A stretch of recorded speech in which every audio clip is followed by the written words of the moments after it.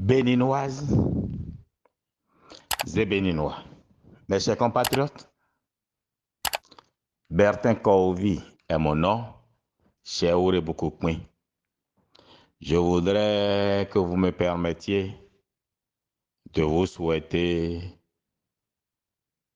une belle fête de Noël et la dernière semaine du mois de décembre, paisible, prospère, et ce que vous n'avez pas pu faire en 12 mois, c'est-à-dire en 51 semaines, que vous puissiez le faire dans la dernière semaine.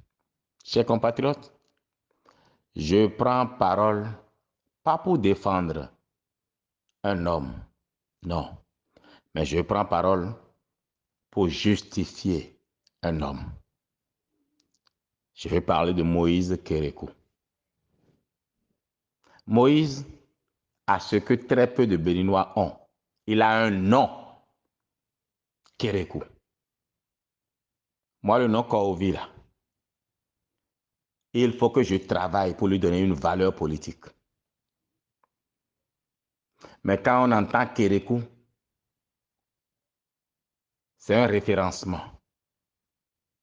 Alors, quand j'entends l'autre qui n'a pas le courage d'assumer son identité et qui se cache derrière un sobriquet, dire que Moïse Kérékou aurait trahi les démocrates et aurait trahi Joël Aïvo, je m'inscris en faux.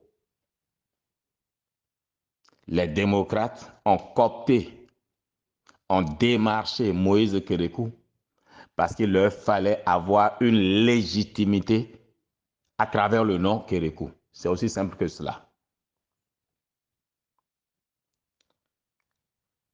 Les démocrates ont tout fait pour démontrer que c'est tout sauf un parti démocrate. Les démocrates, à l'expérience, se sont révélés être un parti plutocrate. C'est l'argent qui détermine le positionnement pour aller aux élections présidentielles. Car c'est de cela qu'il s'agit. Quel a été le processus d'évaluation de la proposition de chaque candidat pour le bien-être des populations béninoises dans le choix de Réki Amadougou, alors que Éric Hounete est là, Moïse Kérékou est là, le professeur Tama Jean Nazaire est là, et d'autres encore. Quel a été le choix? Le critère, l'argent. L'argent a ceci de malheureux que très souvent, mais quand il vous visite, il vous enlève aussi la substance cérébrale. Patrice Talon est l'exception. Quoi qu'il ait l'argent, il est resté intelligent en politique.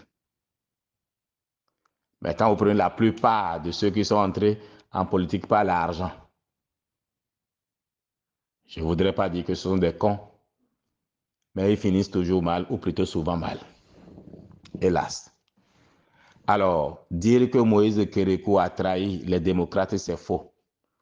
Je crois que les démocrates l'ont bien suspendu. Alors, est-ce que les démocrates doivent enlever leur suspension? Donc, vous voulez qu'il reste suspendu en l'air comme ça, tout le temps, c'est ça? Et les démocrates, mais c'est un parti mort-né. Vous voulez que Moïse Kérékou reste là à attendre qu'un parti avorton décide un jour de le réhabiliter parmi ses militants? Il a pris ses responsabilités. Si ça avait été vous, vous auriez fait quoi? Donc Moïse Kérékou n'a trahi aucun parti au titre pompeux de les démocrates. J'avais déjà dit que ce nom-là va leur porter préjudice et nous y sommes. Maintenant, parlons de Aïvo que Moïse Kérékou aurait trahi parce qu'il a été son colistier. Moïse Kérékou n'est pas bête. Quand son nom était associé au nom de Aïvo, Moïse Kérékou n'était même pas au Bénin. Il savait bien que cette aventure-là est perdue Et il faut poser la question à Diti Khoudé, c'est lui qui, dans la même journée,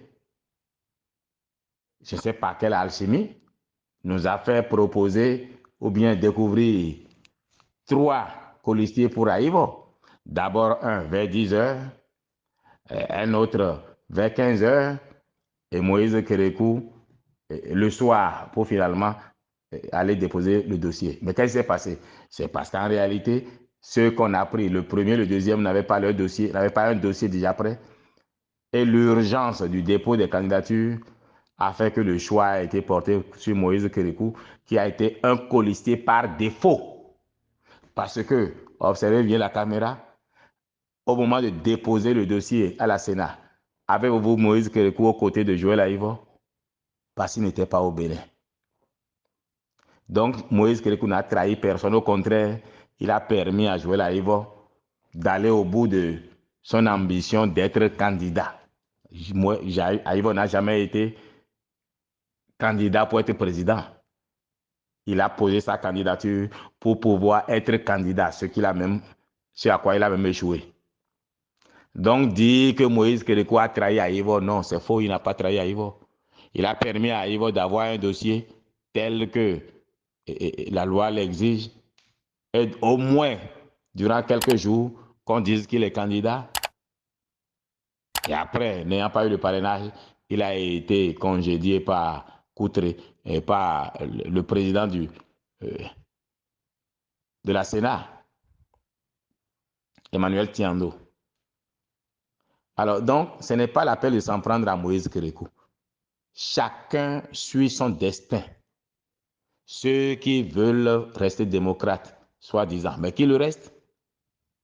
Pourquoi se mettre à insulter l'autre, à le traiter de tous les noms d'oiseaux, juste parce qu'il a décidé de prendre son destin en main?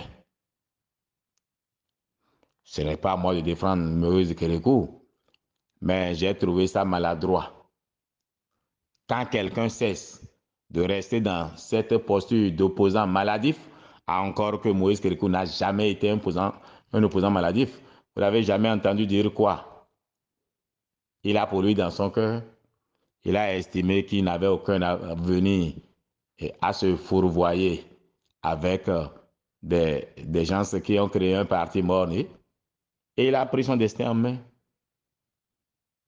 C'est pour ça que vous devez le juger, jugez-le. C'est pour ça que vous devez le pendre, pendez-le. Mais ne l'insultez pas, ne dites pas qu'il a trahi, il n'a trahi personne. Non, au contraire, il a permis plutôt à Aïvo de pouvoir se prévaloir un jour.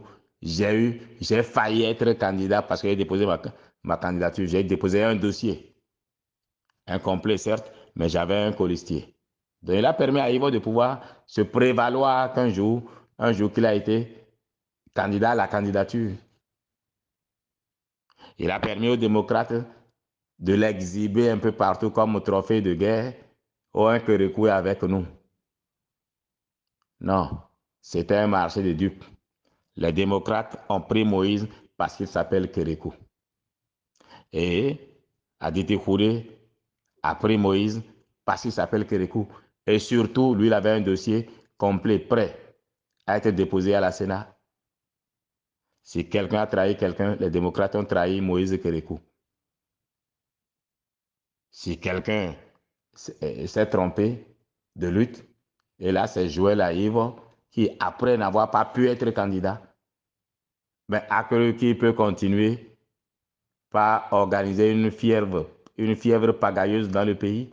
Et c'est ça qui a créé le problème que nous vivons et dont il souffre aujourd'hui. Alors, on peut le citer, on peut le nommer. Frère Humvi n'a qu'à laisser Moïse Kérékou tranquille. Et les autres qui insultent Moïse Kérékou n'ont qu'à le laisser tranquille. Ils veulent rester opposants, non, mais rester opposants. Depuis, je dis que le poste de commandant en chef est vacant. Je veux remettre le témoin au nouveau commandant en chef. On n'en trouve aucun. Allez, bonne fête à vous. Bertin Corvi, Chéou de Boukoukouin. Laissez Moïse Kérékou en paix. Il a fait son choix. Faites aussi le vôtre. Et nous sommes le 25 décembre 2021. Dieu bénisse le Bénin.